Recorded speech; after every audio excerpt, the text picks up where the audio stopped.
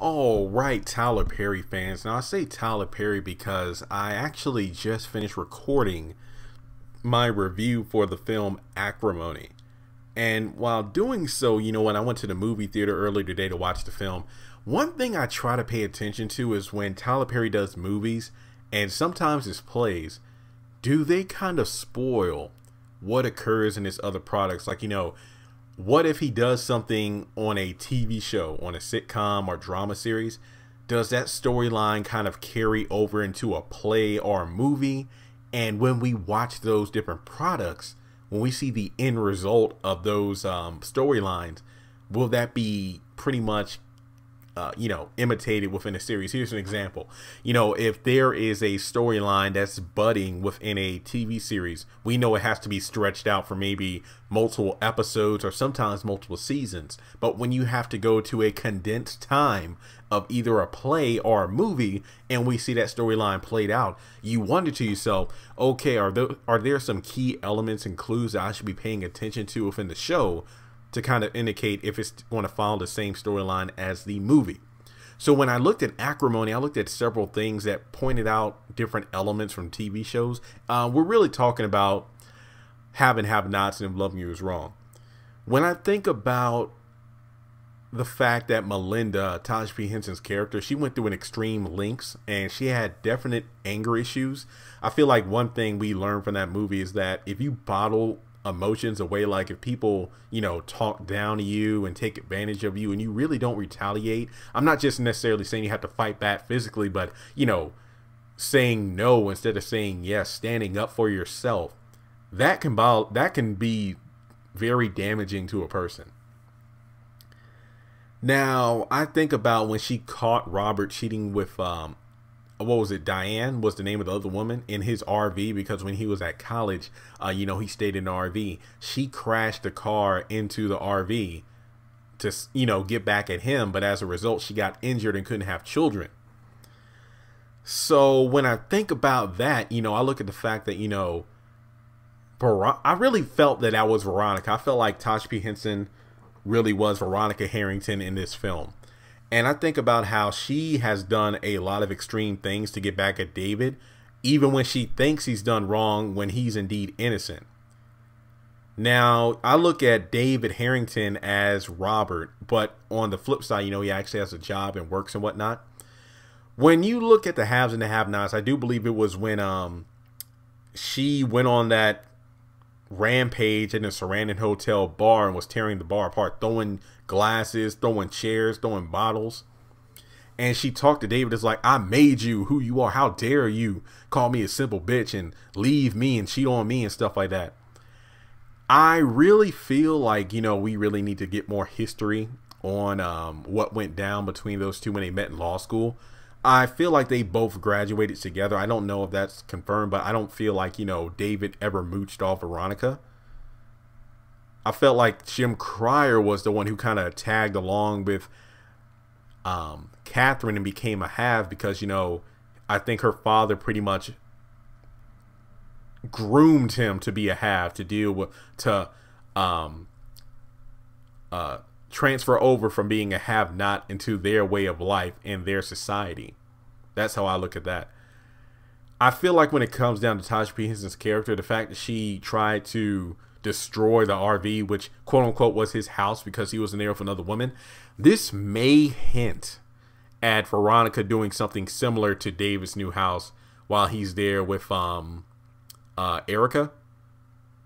That's what I think. That's what I think.